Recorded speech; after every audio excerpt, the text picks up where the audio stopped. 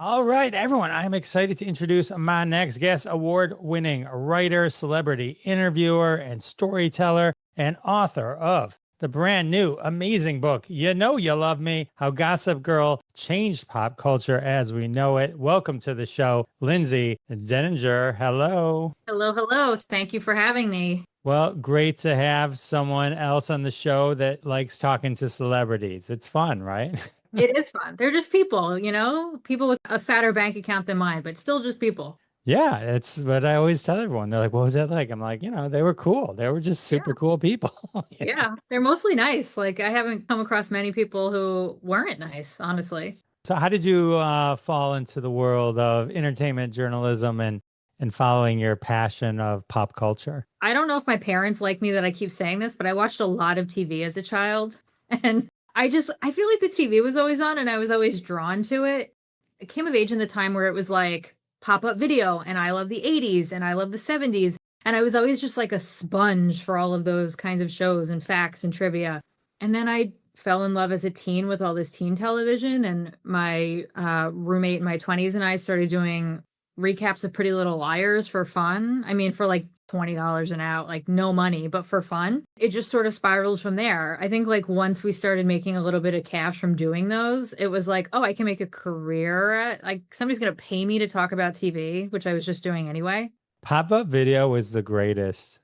I miss it. My mom asked me, my mom finished the book recently on audio and she was like, how do you know all these things about TV? And I go, probably half of them from pop-up video, truthfully. It was the greatest. I love those. It was like the perfect combination of everything. It sounds like that we both love. It's like watching whatever and learning all the other things that go are tangent to it. Exactly. All right, so you watched a lot of TV growing up. What were some of your early faves, like throughout the years, like before you tripped into Pretty Little Liars? I love the first one that came to my mind when you said that was Hey Dude for a second on Nickelodeon. I remember like Clarissa and Hey Dude and all of those shows, all of the Nicktoons we were really into, my sister and I. And then it graduated into like One Tree Hill and the OC. I was also always a big fan of the Friday night lineup for TGIF on ABC. So that's like Full House, Family Matters, Sabrina the Teenage Witch, and then always like one floating show that like was canceled after a season, like Teen Angel or something. Snick, Roundhouse, Are You Afraid of the Dark? Just like, I mean, coming of age in the sort of like 90s peak kids TV, I think like really shaped a lot of my views. They don't really have it anymore. It's not the same. No, it's not. I remember like the one thing I was obsessed over with my friends was the original 90210. We'd all get together and watch that and Melrose Place back to back. Yep, yep. I watched 90210 later, like in syndication. I probably could have watched it, but it was probably my parents would have been like, "You're a hair too young for this." And then Melrose Place is great. I mean, you can't get better than Aaron Spelling and Darren Star to like create a TV show that everybody has to watch. I know, right? I indirectly watched every episode of Sex in the City like 1,000 times because my wife loved that show. So I've watched it and hate watched a little bit of what's the new one and just like And just that. like that, I think everybody hate watches it. I don't know that it has, sorry to the writers, but I don't know if there's any fans. I think they're trolling us at this point. It was horrible. We were at dinner last night talking about how they destroyed the Miranda character so bad. Like she was such a strong woman for in the first, and they made her they just took away all her power, and she was just like so wishy-washy. It was So annoying. Yeah. And then like I guess Carrie's always been annoying. And then the Samantha was really, I think, the glue that clung everybody, like glued everybody together. So she wasn't there. I was saying to a friend, I go, the most realistic thing about the show is that Samantha wasn't there.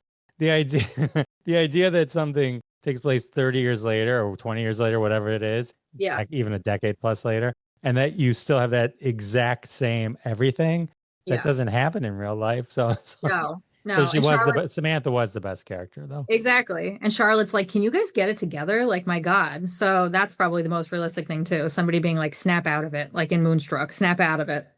So before we get into Gossip Girl, Yeah. I stumbled on that you were on Jeopardy, Yes. which twice. Twice. Twice. Yes. Twice. So you are obviously so smart. Yes. I don't think you can be on Jeopardy. Like you could be anyone can be a couch player. I'm so good at Jeopardy from my couch. Well, you skipped 10 of the answers. Well, they're not, no one's, Yeah. I just chime in when I know. How did you get on Jeopardy? And then how'd you get on it? The second time was like a second chance competition, I think is what I Yeah. saw.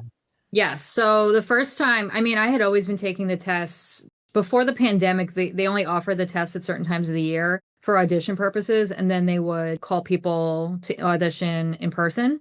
And you would do that and take another test. And they'd interview you to make sure you didn't look like, I don't know, a block of wood on camera, I guess. I auditioned a few times. I'm in New York. I traveled up to Boston to audition. And then they basically tell you, like, you're in the contestant pool for 18 months. So I basically took the test enough times that they couldn't ignore me. After the pandemic, it became Zoom and it became the anytime test. They would call you. I don't know, one day in late April in 2024, I got, I want to say an email. And then they were like from one of the producers. And I was like, oh my God, this is it. This is it. And boom, they were like, can you be here in a month? And I was like, yeah, of course I can. Because you have to pay your own way to get there, to get to LA if they're for your first time. So my husband and I were like, I guess we're booking a trip. I couldn't really tell anybody. I told my boss and like my immediate family, but obviously you're not really supposed to spread that around. I did pretty well. The contestant that won my game was on a run, and I got close to beating him and then just lost in the final. And I think that was why I scored pretty high and they invited me back. I did get one true daily double. It was sort of like that perfect like quarterback pass. It was like, well, I lost the game, but like that one moment, I was like fully true daily double, nailed it. And then I had emailed the producers after and I said, I had a really great time. Thank you so much. If you want me to be on second chance, I'll do it. And then they like were like, hey, yeah, thanks for playing. And then like 6 months later, they were like, okay, fine. You want to play second chance? So it was like, people ask how I got on second chance. I'm like, it might just be because I said I would do it. And it was like one fewer person that they had to like recruit. I was like, I'm here. I'll do it. I'll be there. And then they pay for you to come out if they invite you. So that was different. How do you prepare when you're going on Jeopardy? Or did you prepare? Or do you just you just say, well, I know what I know. Here we go. That's pretty much what I did, but that is not what everybody does. The fun part about being on Jeopardy, you film like basically a week of shows in a day. So everybody that played that week, I was with all day, both times. I am friends with them all now. Like we play online trivia together and everybody has like really good relationships because it's sort of a weird incubator to be in. A lot of them do flashcards. A lot of them, like, especially that stuff that like, there are certain categories are going to end up. So like the Bible's always a big one, certain math, certain geology, geometry, that kind of thing. They'll like do flashcards and stuff. But I was just like, well, I'm going to let go and let God with this one and see what I know. And I mean, I did pretty well. I think honestly, like, it's what you know, but it's also the buzzer and buzzing in and getting there before everybody else is actually harder than knowing the information. You got to react quick, and then your brain's got to be like, so you got to like be doing two things very, very fast. Yeah, you get locked out if you ring in too soon for like point whatever second. So part of the day that you film is like in the beginning, you're just doing rehearsals to be like, how, like they give us a pen and they're like, practice. Because that, like, you could know every answer, but if you can't get through the barrier to buzz in, then it doesn't matter. Oh, it sounds like a lot of pressure. I was not nervous, though. I felt like once I got on stage, it was like I was where I was supposed to be or something. But a couple of my friends of mine have been like, were you on beta blockers? Because, like, why were you so calm the whole time? I was like, I don't know. I just settled in, and it was great. That's awesome. All right, cool. And then you do a lot of interesting stuff with writing for brands and HBO Max, Victoria's Secret. Is that something? And then you have a Substack, Pop Tart, where you write about pop culture stuff. How do you do it all? That's a great question. My husband would say, can you do less? But I feel like my brand work is like, I'm writing marketing materials. I'm writing big campaigns. If you get an email from a retailer that I work for, there's a good chance I wrote that. I'm kind of determining all that. But the pop culture stuff is the fun stuff. There are many, many layers that those brand things have to go through that makes it not necessarily my voice at the end or I'm writing for somebody, but the Substack's all mine, my social media is all mine, my book is all mine, anything else. So it has to be, I could write any Black Friday sale right now in 30 seconds, but the book stuff is the fun stuff. So very cool. All right. So, let's talk about the book. So first let's talk about just Gossip Girl in general. I have to admit, every time I go to say Gossip Girl, Gilmore Girls. Yeah. Yeah, I'm you and my sorry. parents both. I'm like, it's Gossip Girl, guys. I wrote a book about Gossip Girl. It's Oh, fine. I know, and I know the difference. It's just for some reason, like, who thought to make two shows? No, within the same time frame too, on the same network. Yeah, it just that's why like my brain will say, all right, we'll just pick one right now, and then Yeah. whichever one comes out of my mouth. Anyway, okay, so Gossip Girl. So I assume if you wrote a book on Gossip Girl, then it's something that you love and a show that you loved throughout the years. So tell me about how you first discovered the show way back. I mean, this ruled the airways, right? 2007, 2012, sound right? 121 glorious episodes. Tell me, like, what was your firsthand experience with it, and then we'll go from there. Yeah, I was studying abroad in 2007 in London. I didn't know anybody. I went just because I was brave, or when I was 20 than probably I am now. But my roommate and I bonded very quickly over this new show that we had seen like one episode of before we left to leave to go to England. Really bad Wi-Fi in the dorms. And we would download, if you remember what it was like to download off of the Apple iTunes store, episode by episode, and then they would fall out and we'd have to re-download it. But like it was appointment viewing that you couldn't get in the UK, so we would all crowd around our laptop screen on the bed and like watch. I was the only one from New York, but like just the sensibility of it, I think everybody liked that part, that it was like, you know, slick and cool in New York City. But I love the fashion and the music was great. It was like really exactly what I was interested in, especially being overseas at that time, because the fashion's always like a little bit ahead. So I was kind of able to, the music was the same over there. And I was able to like get a lot of Serena's outfits that I liked and stuff for very cheap at like Primark and all the other high street stores. And we basically were like little Gossip Girl clones in London before like it had really struck over there. And that was it. It was instant. You were full on Gossip Girl groupie. Yeah, 100%. Yeah.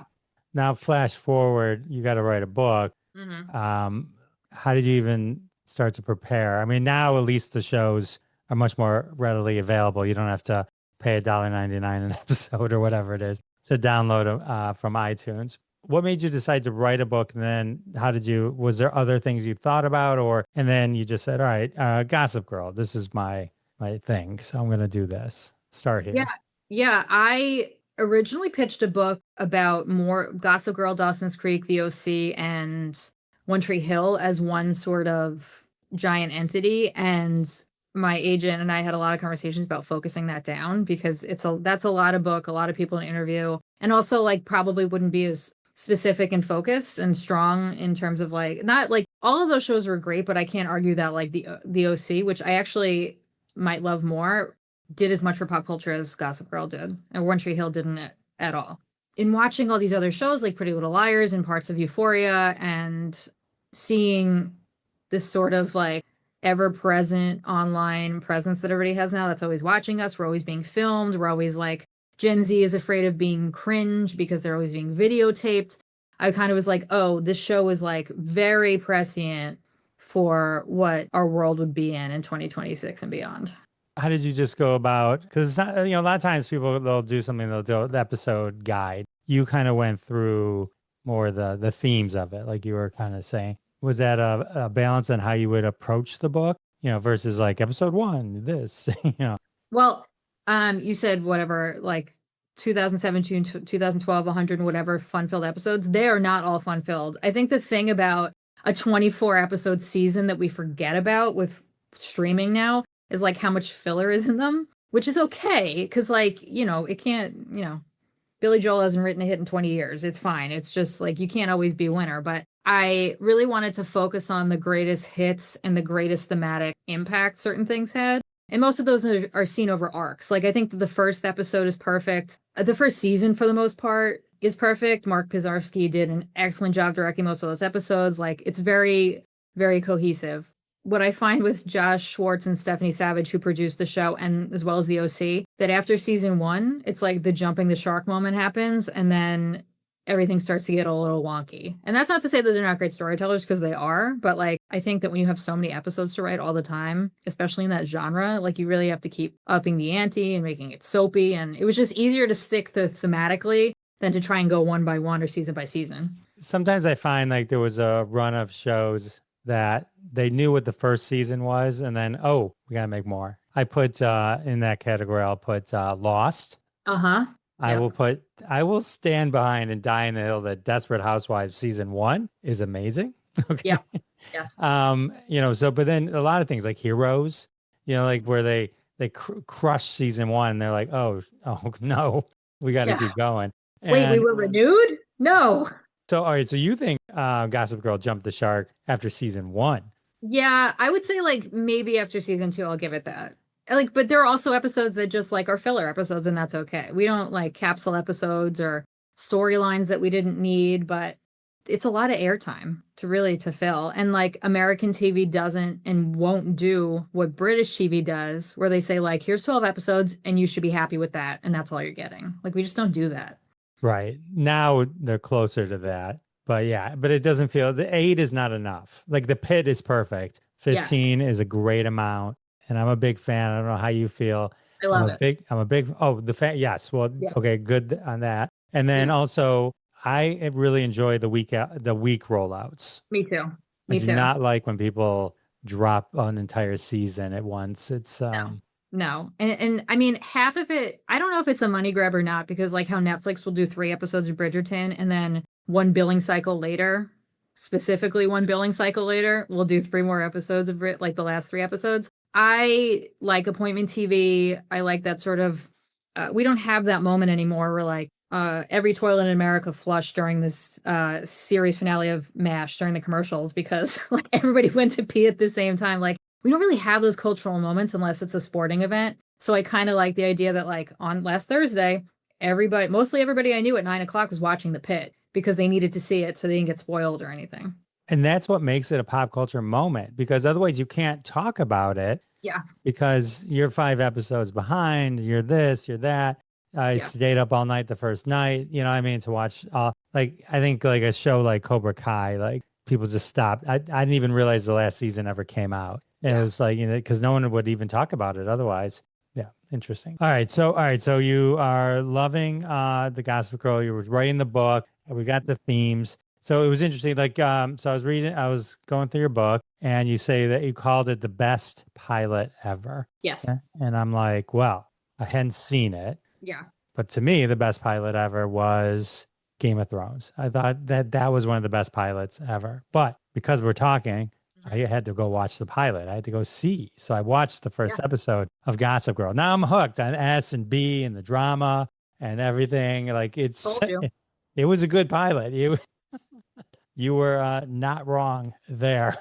Yeah. So, I think it had such a clear focus direction from the first minute that like you knew what it felt like, it knew what it was, it knew what it wanted to be. There's like, oh, like the pilots are filmed so much further away than the rest of when you get a series pickup back then, especially. But like, I just felt like it knew what it was and it was fun and it was fresh right from the beginning. I feel the same way I've actually never seen the Game of Thrones pilot because I've never seen an episode of Game of Thrones. I'm one of the only people on this earth to be able to say that. But I also feel that way about the Grey's Anatomy pilot and the OC pilot. But I think they're like, and I think actually the Lost pilot, they're like perfect encapsulations of a series. Lost is amazing. You Yeah. should watch Game of Thrones. My wife just watched it for the first time. Is obsessed. And now we're going to Comic-Con and I had to buy a photo package with Kit Carrington because she needed a photo with Jon Snow. Of course. I think one of the benefits of watching Game of Thrones now, though the end is still weak, it won't be any better.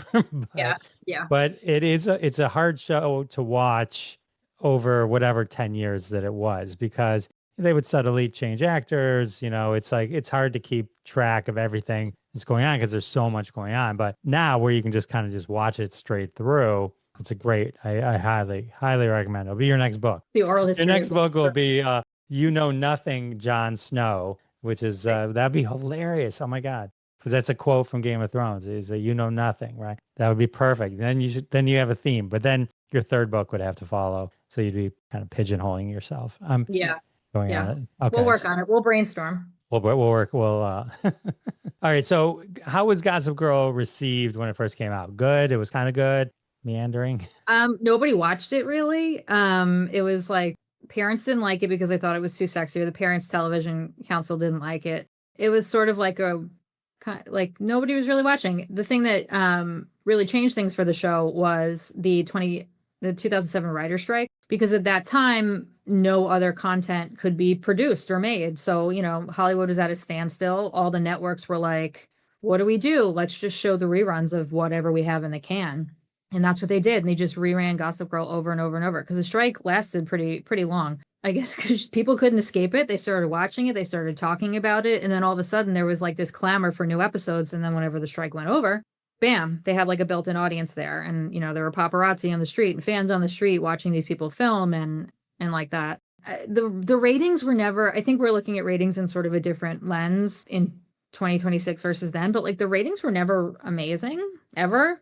Its cultural cachet was more important, I think, than and that like 18 to 49 age bracket than anything else.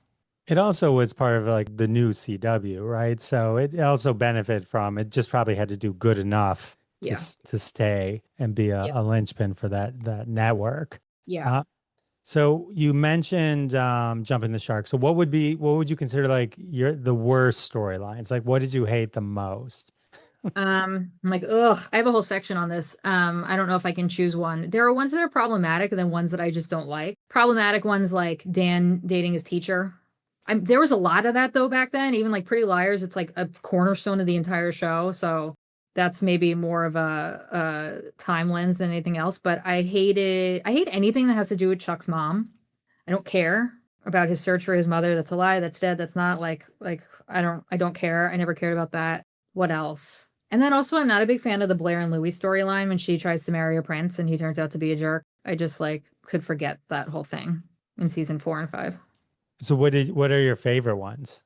Anything having to do with Georgina Sparks, played by the late Michelle Trachtenberg. She was just so fun and funny in that role. It has to be really fun to play an evil dictator in that regard. I liked Blair trying to get into Yale. I always thought that was funny because everybody ends up in NYU and Columbia. I like sort of Rufus's evolution as a musician. I always think that's funny. But yeah, I think that anything having to do with Georgina was always the thing I wanted to watch. Got it. How was Jessica Zor? I only mentioned her because I had her on my podcast because I was a huge Orville fan. She was in that. And then she also had obviously the Gossip Girl. So Yes. her character, she wasn't in the whole series, the whole run. She was kind of in a few seasons. So, but that's my connection with Gossip Girl. Yeah. And her character, Vanessa, was fun in the beginning. And then they sort of just like made her the like Occupy Wall Street foil to all these rich people. And she was always raging against the machine, but then also dating and hanging out with the machine nonstop. They just like, I felt like towards the end, they didn't give her anything to work with. It's sort of like how Katherine Heigl was like, don't put me down for enemy this year, Grey's Anatomy, because you gave me crap. And I felt like that was like similar to the end about like what they did for Jessica Zor. Because she's great at the character. I was just like at the end, like, what are we doing here?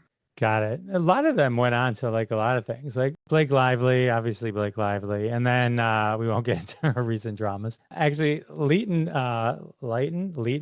Meester, yeah. Leighton Meester also was on the Orville. So one of the best storylines ever, where she marries like Scott Grimes' character, and like she's in like the flashback episodes, and then that was cool. So kind of a mini reunion ish.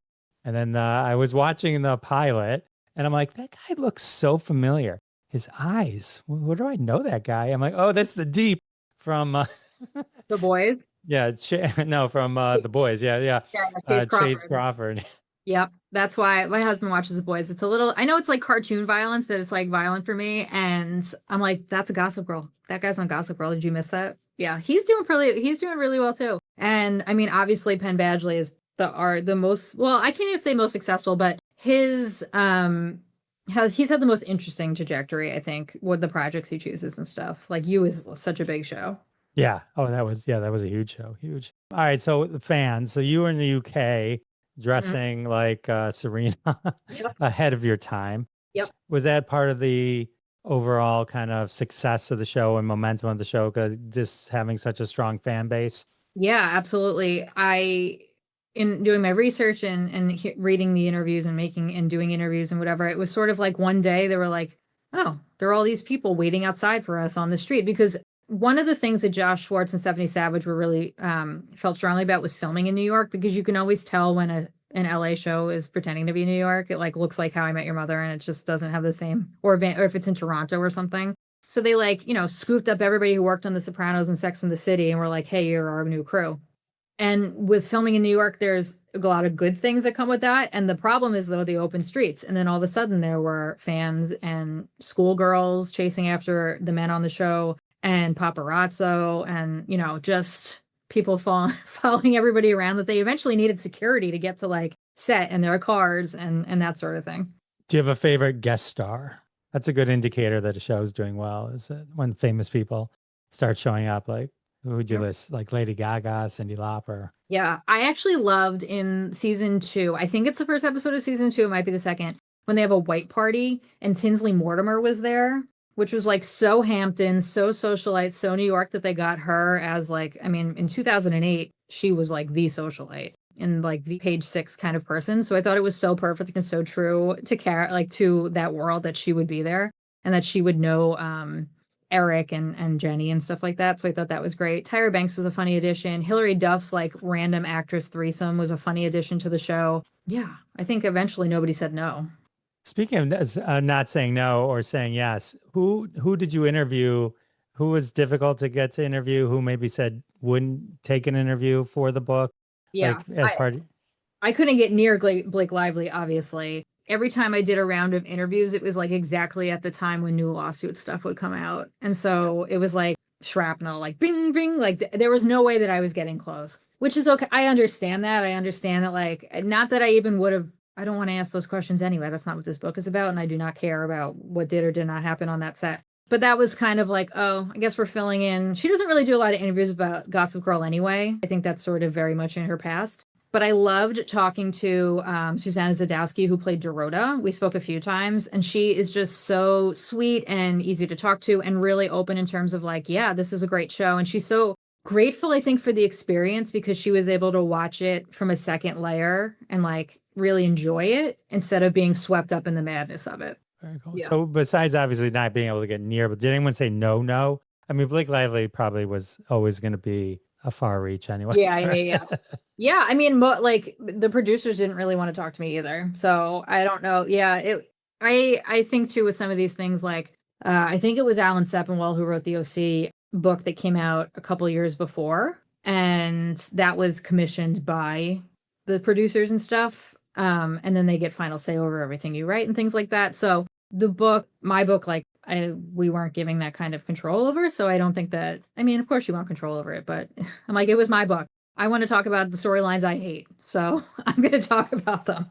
That makes sense. And then you used a lot of Jessica's podcast, XOXO. Yeah. So that was some good, probably easy research that you could pull from. Yeah, So. It was a lot of listening to the podcast, but it was nice. And then, I mean, most of any other holes that I had to fill in terms of for theme and whatever, like a lot of the actors have spoken at length about the show and how much they enjoyed it or didn't enjoy it or what happened. I really like that Sebastian Stan, who is like a Marvel star now, like a Marvel anchor, was like, yeah, I get called Carter Bazin all the time. I'll be standing in a coffee shop and somebody will whisper Carter Bazin to me. And like, it just goes back to like the first show you were on. I mean, I would assume more people would call him Winter Soldier than anything else, but I guess not.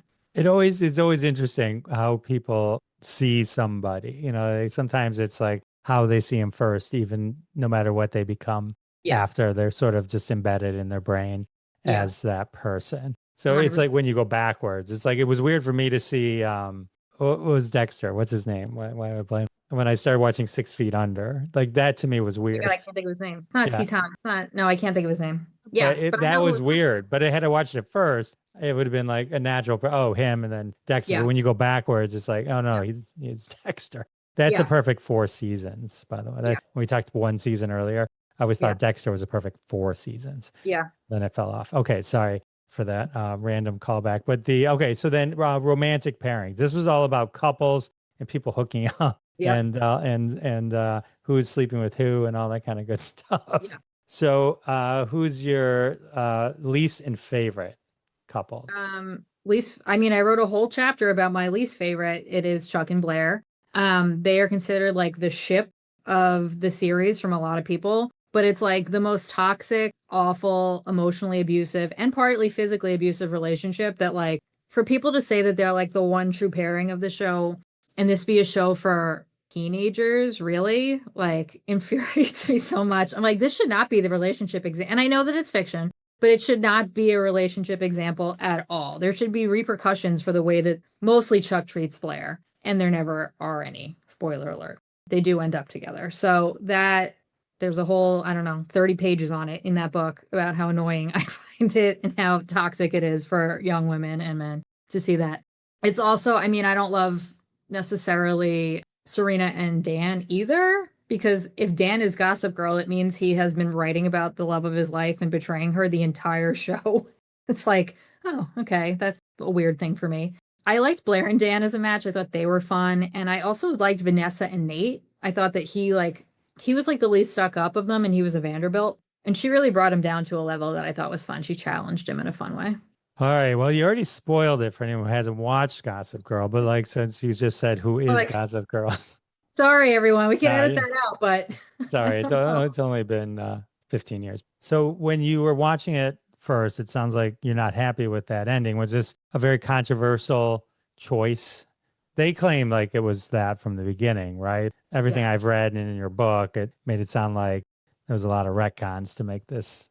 Yeah, it's a revisionist history because the Josh Schwartz and Stephanie Savage kind of were like, yeah, that was like our plan from the beginning. And like we always knew who it was going to be. But Josh Safran, who was the producer after I think the third season, and then also the person in charge of the reboot, was like, oh no, it was going to be Eric. And then somebody guessed it. So we had to change it. It was like, okay. So yeah, I just don't think the hoops to like that Dan would have to jump through from a morality perspective as him being like the most morality police person on the show were always strange to me that he would end up being the voice behind Gossip Girl. He like outed his sister's virginity on a website, like losing her virginity on her website. It was like, that's weird. That's weird. That is weird. So the whole thing with Kristen Bell being the narrator, Yeah. you would just assume it would be a female at the end, and then in switcheroo, it's a guy. Yeah, and when I was speaking to Susanna Zadowski, who was Dorota, I was like, what do you think about the people saying that it should have been Dorota? And she was like, it could never have been because that would have been an interesting one too. It was like, it's the maid this whole time. But she was so Blair's maternal character and took care of Blair in such a way that would have also been like an insane betrayal because she was like, Blair's parents weren't really around. So as her de facto mother, that would have been like really messed up. And she was glad that he never went that far. Okay. Yeah. And then he had a huge fashion and impact on music as well. You talk about that a lot in the book. Yeah. Great book, by the way. I haven't said it enough. It's really, I've learned everything. I'm writing a book. Everything I learned from Gossip Girl, I learned from Lindsay Denninger. Great. I'll do the forward for you if you want. All right. So flash forward now. All right. So you weren't happy with how it ended necessarily, but you had already thought it jumped the shark season 2. What did you feel about the reboot when they brought it back? HBO brings it back. I'm going to sound like such a hater on this in this conversation. I wrote the book I'm just saying now, I wrote the book from a place of love, and I think it's healthy to examine things that we love in a contextual way. But I didn't love the reboot. I thought it was like, I joke a lot that it like had Christopher Nolan cinematography because it was so dark. I was like, it's like when you can't watch TV during the day and you're like squinting. It was dark. It wasn't nearly as fun. I think it took itself a little more seriously than the original series did. The original series, like the writers were getting ideas from comments on the New York Magazine blog that like was covering the show on Daily Intel, and they were reading it and they were reading the comments and the recaps. Like there was, I don't know if it was more like this like community spirit and like with the commentary and this, but it was very like the reboot's very dark. It's very like visually dark. It's just not as fun. And like the fashion's good, the music is good, all of that kind of thing. But because we have the internet in a way that we have it now, it wouldn't take off in the same way. Because I can look at it on Instagram and find outfit inspiration that like from anywhere. So like it just didn't have the same impact because it was so diluted. Got it. All right. Well, I mean, you have all the Gossip Girls you can kind of watch now and enjoy. And I imagine during the pandemic and streaming helped bring like other shows, new audiences to these. I had gotten caught up in Suits, but now I'm gonna dive into Gossip Girl. Thanks to Lindsay. Lindsay, tell everyone where they can get your book while I hold it up. You can get my book, You Know You Love Me, How Gossip Girl Changed Pop Culture as We Know It, wherever books are sold. Let's buy it at Barnes & Noble, buy it at Amazon if that's your thing, bookshop. You could buy it at your local indie. You could buy it wherever. Like I'm posing with your book. I love it. Great. Very cool. Well, this is awesome. I am excited that we were able to talk and dive into Gossip Girl. And I'm glad. Thank you for the whole 411 and educating me on this. It's always good to like learn about a show that I didn't watch, but I mean, obviously aware of. And, you know, I know all the actors and all that from other stuff, but hey, thanks for diving in with me. Yeah, thank you. Thanks for having me. Of course. I do. Can you say, I feel like you need to end it with XOXO Gossip Girl. XOXO Gossip Girl.